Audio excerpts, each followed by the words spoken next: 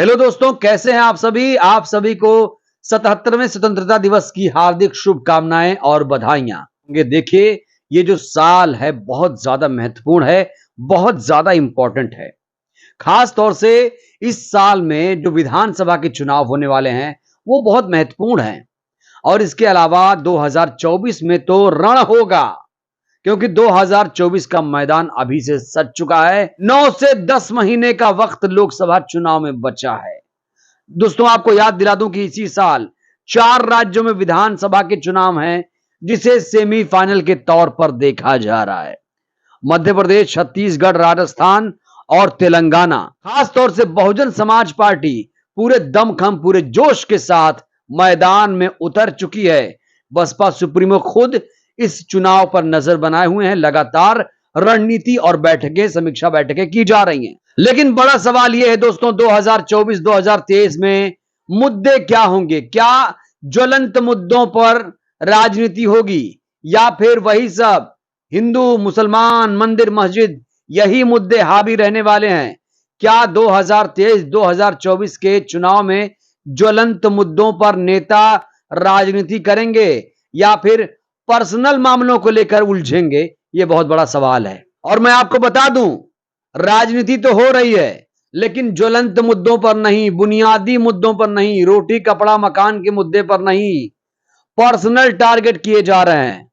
और इसको लेकर बहन कुमारी मायावती जी काफी चिंतित हैं दोस्तों। आपको याद दिला दूं अपडेट ये, कि दिल्ली में थी बहन जी, अब वो लखनऊ में डेरा डाल चुकी हैं। रिपोर्ट तैयार हो रही है वहां से। समीक्षा बैठक भी बहुत जल्द होने वाली है।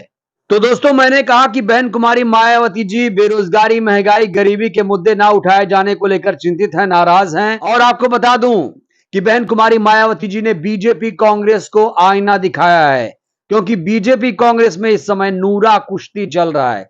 आरोप प्रत्यारोप का दौर जारी है, मुकदमे किए जा रहे हैं दोस्तों। हाल ही में एक ताजा मामला सामने आया है, जहां पर कांग्रेस नेता प्रियंका वाड्रा पर 41 जिलों में, मध्य प्रदेश के 41 जिलों में 41 एफआईआर की गई है।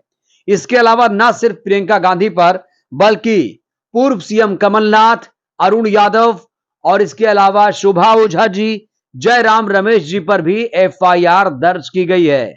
आप समझिए, जो बहन जी इशारा कर रही हैं कि इनको ज्वलंत मुद्दों से कोई मतलब नहीं है, ये एक दूसरे पर आरोप लगा रहे हैं, मुकदमेबाजी हो रही है। और इसको लेकर बहन जी ने बहुत बड़ा हमला बोला है दोस्तों। मैं आपको उनका वो बयान भी सुनाऊंगा। दोस्तों, अब जानते हैं कि आखिर प्रियंका गांधी के खिलाफ इतने मुकदमे कैसे कराए गए हैं, आखिर क्या वजह थी? क्या ये राजनीति से प्रेरित मामला है? बिल्कुल सियासी मुद्दों से जुड़ा ये पूरा मामला है दोस्तों, क्योंकि प्रियंका ने एक ट्वीट किया था और उसी को लेकर 41 जिलों में इनके खिलाफ एफआईआर दर्ज करा दी गई। मैं आपको पढ़ के सुनाता हूं कि प्रियंका गांधी ने क्या कहा था और उनके खिलाफ इतने एफआईआर इसीलिए दर्ज हुए।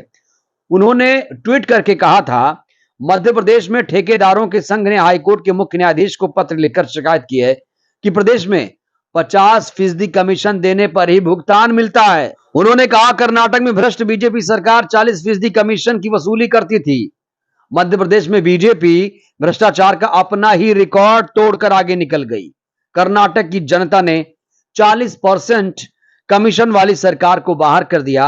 अब मध्य प्रदेश की जनता 50% कमीशन वाली बीजेपी को सत्ता से बाहर हटा देगी। और यही वो ट्वीट था। उन्होंने आरोप लगाया कि मध्य प्रदेश में सरकार 50% कमीशन पर चलती है, यानी बिना कमीशन के मध्य प्रदेश में कोई काम नहीं होता है। दोस्तों, जब मुकदमेबाजी शुरू हुई तो कांग्रेस पार्टी कहां चुप रहने वाली थी। कांग्रेस पार्टी ने पलटवार करते हुए कहा, एफआईआर से सच नहीं दबने वाला, कमीशन खोरों का अंत निकट है।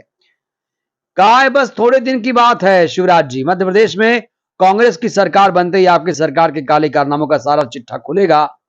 हाँ, एफआईआर और जेल से डरपोक संघी और भाजपाई डरते हैं, निडर और बेखौफ कांग्रेसी नहीं। इसके अलावा कांग्रेस ने मध्य प्रदेश में कराए गए एक सर्वे को भी सोशल मीडिया पर साझा किया है। कहा जा रहा है मध्य प्रदेश से मामा का जाना तय है। बीजेपी का एक आंतरिक सर्वे रिपोर्ट आया है कि मध्य प्रदेश में 50 से 65 सीट आएगी बीजेपी की।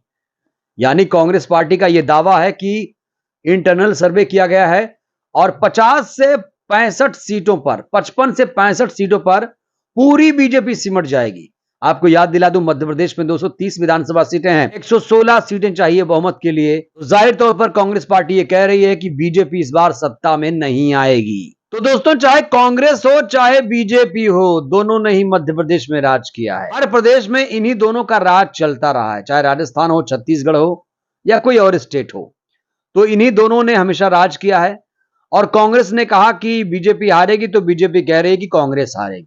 और इसी नूरा कुश्ती को लेकर, इसी आरोप प्रत्यारोप मुकदमेबाजी को लेकर बहन जी खासी नाराज हैं, क्योंकि बहन जी हमेशा मुद्दों पर राजनीति करने के लिए जानी जाती हैं। बेरोजगारी, गरीबी, महंगाई जो अहम मुद्दे हैं, भ्रष्टाचार, उसको लेकर बहन जी राजनीति करती हैं, ना कि हिंदू मुसलमान, मंदिर मस्जिद, मुकदमेबाजी। क्योंकि बहन जी अंबेडकरवादी हैं, अंबेडकर जी के संविधान में आस्था रखती हैं, और जो भी अंबेडकरवादी लोग होते हैं वो ज्वलंत मुद्दों पर बात करना चाहते हैं। दोस्तों, बहन जी ने बहुत बड़ा हमला बोला है। दोस्तों, लगातार बहन जी इस समय सोशल मीडिया पर एक्टिव हैं, हर मुद्दे पर अपनी राय रखती हैं, हर मुद्दे पर अपना रुख स्पष्ट कर देती हैं। अब जब 41 जिलों में 41 एफआईआर हुई और बसपा मध्य प्रदेश में चुनाव भी लड़ रही है, राजस्थान में उतने जोश के साथ लड़ रही है, छत्तीसगढ़ न केवल बल्कि तेलंगाना में तो मुख्यमंत्री का चेहरा भी आरएस प्रवीण साहब को घोषित कर दिया है। ऐसे में आप अंदाजा लगा सकते हैं कि बसपा कितने गर्मजोशी से यहां चुनाव लड़ रही है। ना सिर्फ विधानसभा चुनाव बल्कि लोकसभा चुनाव भी वो पूरे दमखम के साथ लड़ रही है इस बार। तो दोस्तों, बहन जी ने जो हमला बोला है कांग्रेस बीजेपी पर, वो मैं आपको बताता हूं। उन्होंने कहा है कि मध्य प्रदेश सरकार में 50% कमीशन खोरी के आरोप को लेकर कांग्रेस और बीजेपी के बीच जारी आरोप प्रत्यारोप मुकदमों आदि की राजनीति से कमर तोड़ महंगाई, गरीबी, बेरोजगारी, शोषण, अत्याचार, जनहित से जुड़े ज्वलंत मुद्दों का चुनाव के समय पीछे छूट जाना कितना उचित है। ऐसा क्यों? कह रही है कि ज्वलंत मुद्दे नहीं उठाए जा रहे हैं। बीजेपी शासित मध्य प्रदेश ही नहीं, राजस्थान में भी जो नीतियां हैं वो जन विरोधी हैं। यहां भी ज्वलंत मुद्दों पर बात नहीं हो रही है, असली मुद्दे चुनाव से गायब हैं, ये बहन जी कह रही हैं। और आपको बता दूं दोस्तों, तीसरा ट्वीट बहुत ज्यादा इंपॉर्टेंट है। उन्होंने कहा बीएसपी तीनों राज्यों में दमखम के साथ जनहित और जन कल्याण के खास मुद्दों को लेकर अपने बलबूते पर अकेले चुनाव लड़ रही है। इसके लिए उम्मीदवारों के नाम भी स्थानीय स्तर पर घोषित किए जा रहे हैं। पार्टी को भरोसा है कि वह अच्छा रिजल्ट हासिल करेगी। इस ट्वीट में बहन जी का आत्मविश्वास आप देखिए। पहले उन्होंने कहा कि हम इनके जैसे नहीं हैं कि आरोप प्रत्यारोप में उलझे, हम तो जनहित और जन कल्याण के खास मुद्दों को लेकर जाएंगे लोगों के बीच। वो महंगाई है, बेरोजगारी है, भ्रष्टाचार है, किसानों का मुद्दा है, बेरोजगारों का मुद्दा है, महिला सुरक्षा का मुद्दा है। इन मुद्दों पर हम लोगों के बीच जाएंगे। और दोस्तों, मैं आपको याद दिला दूं, हाल ही में बहन जी ने यह भी कहा था कि हम सरकार में शामिल होंगे। तो बहन जी ने 3 राज्यों का जिक्र तो किया। तेलंगाना का जिक्र मैं करूं तो तेलंगाना में आरएस प्रवीण साहब बड़ी मजबूती के साथ केसीआर को टक्कर देते नजर आ रहे हैं। दोस्तों, तो लोकसभा के साथ साथ विधानसभा चुनाव के लिए बहन जी ने डेरा डाल दिया है, और जिस तरीके से सबक सिखाया है, जो फैसले लिए हैं, जो उम्मीद यहां पर है कि रिजल्ट अच्छा होगा, ये आत्मविश्वास बोल रहा है बहन जी का। अगर रणनीति अच्छी रही, नतीजे अच्छे रहे, तो बसपा सुप्रीमो किंग मेकर बन सकती हैं राजस्थान में भी और खास तौर से मध्य प्रदेश में भी, क्योंकि यहां पर 82 सीटें आरक्षित हैं एससी एसटी के लिए। और 2024 दोस्तों बहुत ज्यादा अहम है, क्योंकि हम आजादी का 77वां स्वतंत्रता दिवस तो मना रहे हैं, लेकिन अभी तक हमारे देश को दलित प्रधानमंत्री नहीं मिला। और तमाम बहुजन समाज के लोग, ओवैसी से लेकर तमाम नेता ये कह रहे हैं कि बहन जी को प्रधानमंत्री बनाना है, ये देश की सबसे बड़ी लीडर हैं।